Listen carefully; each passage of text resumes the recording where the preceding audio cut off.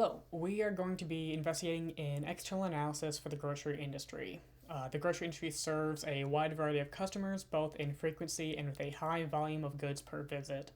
Part of what makes the goods and grocery industry so important is consumers' constant demand for the industry itself across all financial capacities and under all economic conditions, whether prosperous or dire, as we experienced with the pandemic.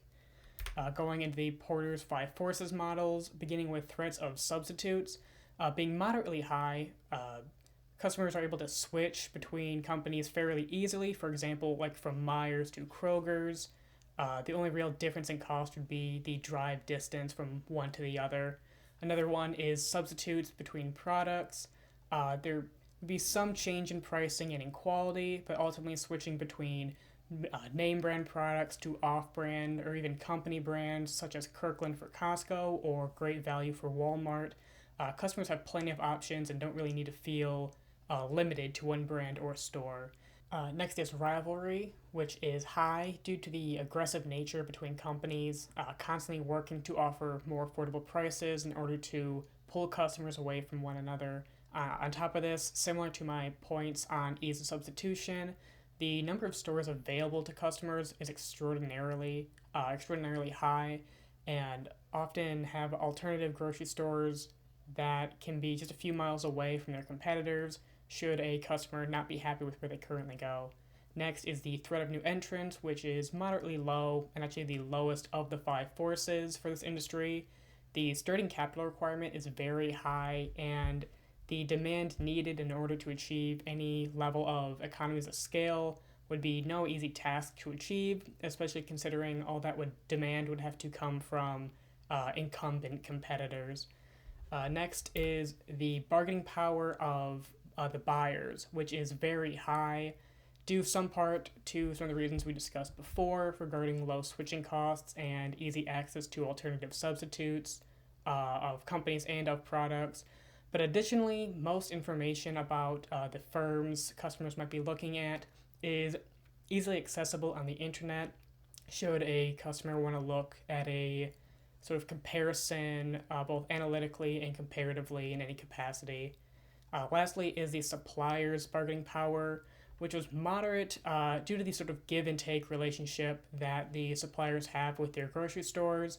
Suppliers do provide a lot of fresh produce or international ingredients that may be hard to come by for the grocery store, but at the same time, grocery stores do wield a large amount of capital that they can put towards high value contracts with different suppliers in order to get the products they're looking for their consumers. Next, we're looking at the strategic groups, or some of the strategic groups within the industry, starting with warehouse stores. These are things like Costco and Sam's Club. They focus on bulk sales at affordable prices, typically with the caveat of having some kind of membership in order to go purchase goods there. Next are upscale supermarkets, specializing typically in higher quality or gourmet ingredients.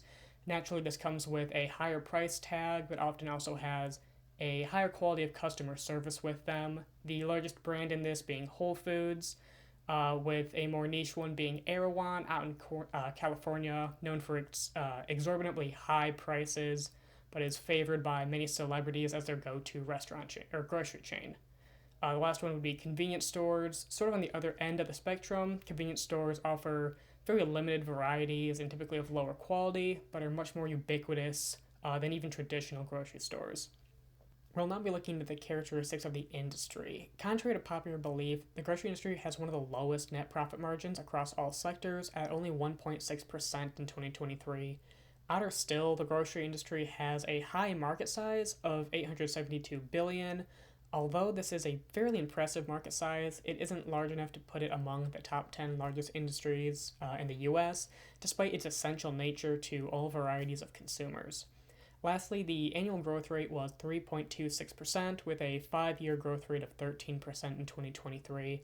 Considering the nature of the grocery store's demand, still seeing growth as opposed to a plateau is fairly impressive for the industry. Concluding this analysis, we can determine that the external environment is moderate to moderately favorable for incumbents. A positive sales growth and large market size pose a good environment for keeping rivalry between between companies from becoming overly aggressive while still maintaining a severe enough environment and with slim enough margins to deter new potential entrants from negatively affecting the ecosystem of the industry. The strategic group a company operates in may also affect a firm's longevity as the economy develops into a more digital climate. Thank you.